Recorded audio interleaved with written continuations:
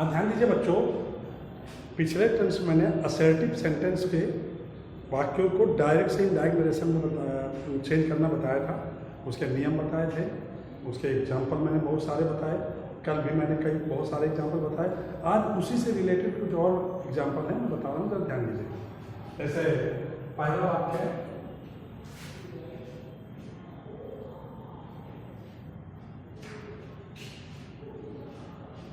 देखिए कल मैंने आपको हर तरह के एक वाक्य बताया था, यूनिवर्सल ट्रूथ, हैबिचुअल एक्शन वाला, हिस्टोरिकल फैक्ट, नीड या नीड नॉट का प्रयोग, और इसके अलावा कि दोनों वाक्य जब कोई वाक्य दो उपवाक्यों से मिलकर बना हो, दोनों में एक साथ काम शुरू हो रहा हो, तो ऐसे वाक्य में ट्रेडिशन, परंपरा या रीति रिवाज प्रकट होती हो। आज हम कंडीशनल वाक्य कैसे चेंज होते हैं वो मैं बता रहा हूँ। कंडीशनल सेंटेंस 3 प्रकार के होते हैं, एक फ्यूचर या प्रेजेंट कंडीशनल सेंटेंस, एक पास्ट कंडीशनल सेंटेंस, एक इमेजिनरी कंडीशनल सेंटेंस। तो ये एग्जाम्पल बता रहे हैं, ध्यान दीजिए कैसे होते हैं। ऐसे दे दिया जाए, the teacher said to the boys, comma inverted commas, if you work hard, comma you will pass in the exam। Sentence है, the teacher said to the boys, if you work hard, comma you will pass in the exam. अध्यापक ने लड़कों से कहा कि यदि तुम कठिन परिश्रम करोगे तो परीक्षा में पास हो जाओगे। नियम में मैंने लिखाया था कि जो फ्यूचर कंडीशनल या प्रेजेंट कंडीशनल मान लीजिए, क्योंकि इसमें जो कंडीशनल क्लास होता है वो सिंपल प्रेजेंट में होता है और प्रिंसिपल क्लास जो होता है वो सिंपल फ्यूचर में होता है। तो इसमें जो फ्यूचर कंडीशनल या हम प्रेजेंट कंडीशनल कह रहे हैं उसका टेंस बदलता है। पास्ट कंडीशनल सेंटेंस और इमेजिनरी कंडीशनल सेंटेंस का टेंस नहीं बदलता। तो देखिए इसका जो रिपोर्टेड स्पीच का वाक्य है वो फ्यूचर कंडीशनल है, इसका टेंस चेंज हो। अब इसको बनाएंगे कैसे, देखिए बन जाएगा, टीचर सेड को टोल्ड में, told the boys, comma inverted comma हटा कर दैट। दैट कनेक्टिव है, दैट दोनों वाक्यों को जोड़ रहा है, और इफ कंडीशनल कनेक्शन है, दैट इफ, इसके बाद यू बॉयज के आधार पर दे हो जाएगा, इफ दे वर्क हार्ड, कामा फिर यू जो है, यहाँ भी यू सेकंड पर्सन है, ये भी ऑब्जेक्ट के आधार पर, they would pass in the exam. ये बात, the teacher told the boys that if they work hard, comma they would pass in the exam। समझ गए ना? ये फ्यूचर कंडीशनल है, इसलिए इसका टेंस बदल गया। देखिए एक इसी का वाक्य मान लेते हैं, जैसे वाक्य में है,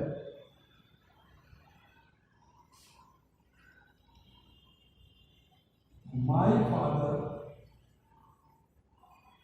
often says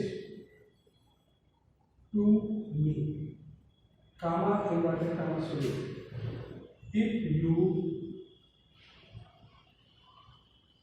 waste your time,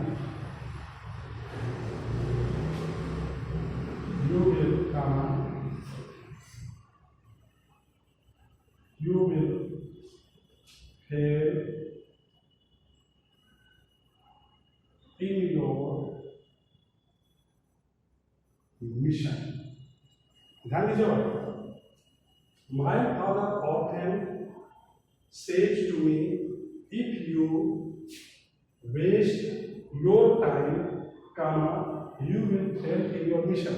यानी मेरे पिताजी प्रायः मुझसे कहते हैं कि यदि तुम अपना समय नष्ट करोगे, समय बर्बाद करोगे, तो तुम अपने लक्ष्य में सफल नहीं होगे, अपने लक्ष्य में असफल होगे। आप देखिएगा यहाँ पर ये जो रिपोर्टिंग वर्ब है प्रेजेंट में, इसलिए उसका टेंस नहीं बदलेगा। तो जब इसको हम बनाएंगे ये बदलेगा my father often tells me that. इतना समझा है? अब यहाँ यू इस मी के अनुसार आई, टेंस बदलेगा नहीं, वेस्ट और योर भी इस मी के अनुसार माई टाइम, फिर कामा, फिर ये यू इसी के साथ चेंज हो जाएगा, कामा आई शैल फेल इन माई मिशन। ये देखिएगा इन दोनों वाक्यों में अंतर देखिए। दोनों वाक्यों के जो रिपोर्टेड स्पीच का वाक्य वो फ्यूचर कंडीशनल सेंटेंस है। ठीक, if you work hard you will pass in the exam, if you waste your time you will fail in the exam. इसका टेंस बदला, इसका टेंस नहीं बदला। क्यों नहीं बदला? क्योंकि ये रिपोर्टिंग वर्ब पास्ट टेंस में है, तो जब रिपोर्टिंग वर्ब पास्ट टेंस में है तो रिपोर्टेड स्पीच का टेंस बदल गया। और यहाँ पर देखिए ये रिपोर्टिंग वर्ब प्रेजेंट में है और ये पास्ट में है, तो ये जो रिपोर्टिंग वर्ब प्रेजेंट में है इसलिए इसका टेंस यहाँ पर चेंज नहीं। ठीक, अब हम वाक्य आपको दे रहे हैं पास्ट कंडीशनल सेंटेंस कि पास्ट कंडीशनल सेंटेंस जो होता है वो उसका कैसे होता है। देखिए जैसे वाक्य दे दिया जाए, जैसे सेंटेंस दे दिया जाए, ध्यान देना, he said to me comma inverted comma शुरू, he said to me comma inverted comma शुरू, if you had come to me comma I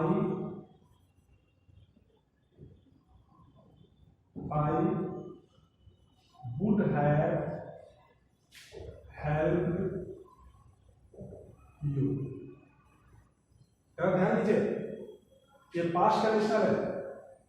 उसने मुझसे कहा यदि तुम मेरे पास आते तो मैं तुम्हारी मदद करता। पास्ट कंडीशनल है। और पास्ट कंडीशनल में क्या होता है कि जो कंडीशनल क्लॉज होता है वो पास्ट परफेक्ट में होता है, और प्रिंसिपल क्लॉज में वुड हैव के साथ वर्ब की थर्ड फॉर्म लगती है। If you had come to me comma I would have helped you. तो नियम में पढ़ा है मैंने, आप लोगों ने भी पढ़ा है कि यदि रिपोर्टेड स्पीच का वाक्य पास्ट कंडीशनल हो तो उसका टेंस नहीं बदलता है। तो जब इसको हम बनाएंगे ये हो जाएगा ही टोल्ड मी, कामा इन्वर्टेड कामा हटा कर दैट के बाद इफ। अब यू इस मी के आधार पर आई हैड। अब एक चीज ध्यान दीजिए, मैंने आपको बताया था कम केवल तभी चेंज होता है जब उसको फर्स्ट पर्सन प्रोनाउन मिलता है, आई अभी, तो कम गो में बदल जाता है। अब यहाँ पर सब्जेक्ट आई आ गया तो कम यहाँ पर गो हो गया, और ये है पास्ट परफेक्ट तो ये काम हो जाएगा टू। और ये मी जो है ये फर्स्ट पर्सन प्रोनाउन है और ये सी के अनुसार बदलेगा तो ही होता है कम। फिर आई ही के अनुसार ही हो जाएगा, वुड हैव हेल्प, और यू मी के आधार पर यहाँ मी। तो ये वाक्य बन गया he told me that if I had gone to me comma he would have helped me. ठीक है, पास्ट कंडीशनल है इसलिए इसका टेंस नहीं है। अब हम एक वाक्य आपको इमेजिनरी कंडीशनल को दे रहे हैं। देखिए जिसे सेंटेंस दे दिया जाए he said to me, comma, inverted commas to you, if I were you, comma, I would never do so. That is it. He said to me, उसने मुझसे कहा, if I were you, comma, I would never do so. उसने मुझसे कहा, यदि मैं तुम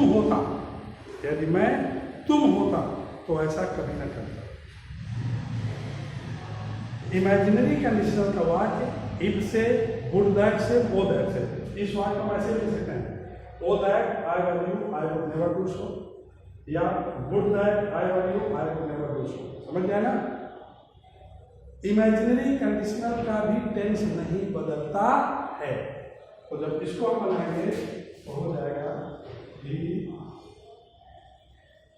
told me that के बाद इफ। अब ये आई फर्स्ट पर्सन है, इस ही के अनुसार यहाँ हो जाएगा ही। और एक चीज, इमेजिनरी कंडीशनल सेंटेंस में कोई भी सब्जेक्ट हो, आई, ही, सी, दे, यू, वी, कुछ भी हो, उसके साथ वर्क का ही प्रयोग होगा। सिंगुलर प्लूरल से कोई मतलब नहीं, वर्क का ही प्रयोग होगा। तो इफ ही वर्क, और यू सेकंड पर्सन प्रोनाउन है, और ये चेंज होगा इस ही के अनुसार आई। एक नियम होता है कि वर्क बी यानी is, am, are, was, verb के बाद अगर कभी कोई प्रोनाउन आ गया तो नॉमिनेटिव केस में भी होगा, यानी सब्जेक्ट के रूप में होगा। इसलिए इसमें वर्क के बाद ये नॉमिनेटिव केस आई है, फिर कामा लगा दिया। अब ये आई फिर से